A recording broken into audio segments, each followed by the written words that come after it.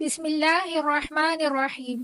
ایک بادشاہ کی سلطنت میں ایک چور اتنی مہارت سے چوری کرتا کہ کوئی اس کا سراغ نہ لگا پاتا۔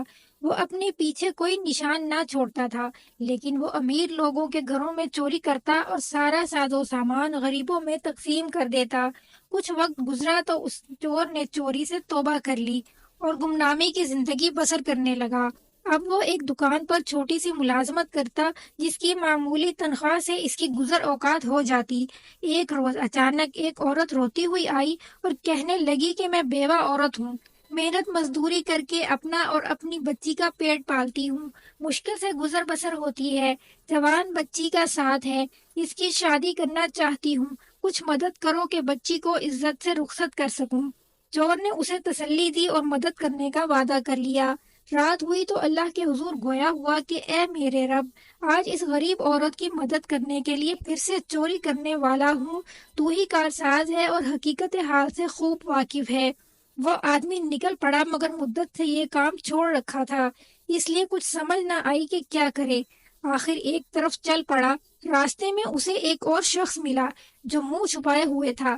اس نے پوچھا کون؟ جواب ملا کالا۔ تم کون؟ میں بھی کالا۔ چلو پھر اکٹھے چلتے ہیں۔ کیا کوئی گھر ہے نظر میں؟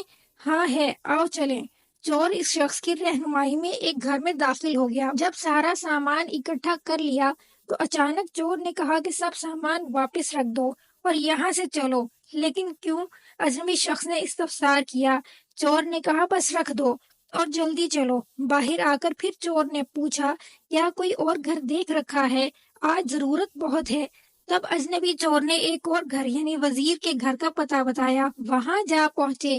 جب سب مال سمیٹ لیا تو اجنبی چور کہنے لگا کہ وزیر کی بیٹی کی شادی ہے تو مال و زر خوب اکٹھا کر رکھا ہے۔ چور نے سامان فوراً وہیں چھوڑا اور اجنبی شخص کو ساتھ لے کر باہر آ گیا اور اصرار کیا کہ کوئی اور گھر بتائے۔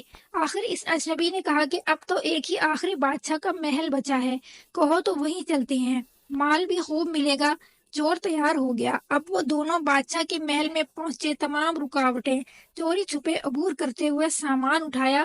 اتنے میں پہرے پر موجود کتیا کی آنکھ کھل گئی۔ وہ بھاگی اور چور پر جھپٹی۔ اتنے میں ایک کتا آ گیا اور کتیا کو کھینچ کر پیچھے کیا۔ چور نے ایک سرد آہ بھری اور اجنبی سے کہا یہ سامان بھی رکھ دو۔ اجنبی نے کہا آخر کیوں؟ اب کیا مسئلہ ہے؟ تب چور نے کہا تم مالک ہو اس محل کے اور یہ محل بادشاہ کا ہے، یعنی تم ہی بادشاہ ہو، میں نے تمہیں پہچان لیا ہے۔ لیکن کیسے؟ بادشاہ حیران ہوا۔ چور نے کہا کتیا مجھ پر بھونک رہی تھی جبکہ کتا اسے ہم سے دور لے گیا، یہ کہتے ہوئے کہ جب مالک خود چور کے ساتھ ہے تو تجھے کیا تکلیف ہے؟ کتے کے اس عمل سے مجھے معلوم ہوا کہ آپ ہی مالک ہیں، یعنی بادشاہ ہیں۔ اب بادشاہ نے چور کو بٹھایا اور کہا کہ اب مجھے باقی معاملات بھی بتا دو کہ پہلے اور دوسرے گھر سے لوٹا ہوا سامان واپس کیوں چھوڑا۔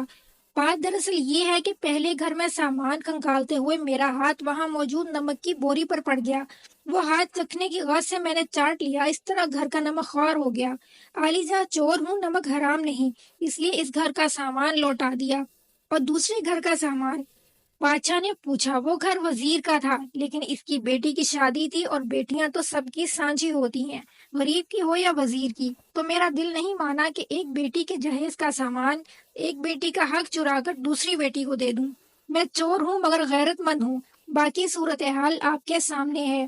بادشاہ اس چور کے کردار کی مضبوطی سے بہت متاثر ہوا اور صبح سب کے سامنے اسے انعام و اکرام اور مطلوبہ ساز و سامان دے کر رخصت کیا۔ چور نے ایک برائی کا راستہ چھوڑنے کی نیت کی تھی تو خدا نے اسے گناہ سے بچا لیا۔ ایک حدیث کا مفہوم ہے کہ جو اللہ کی طرف ایک قدم بڑھاتا ہے، اللہ تعالیٰ اس کی طرف 10 قدم بڑھاتا ہے، اور جو اللہ کی طرف چل کر آتا ہے، اللہ پاک اس کی طرف دوڑ کر جاتا ہے۔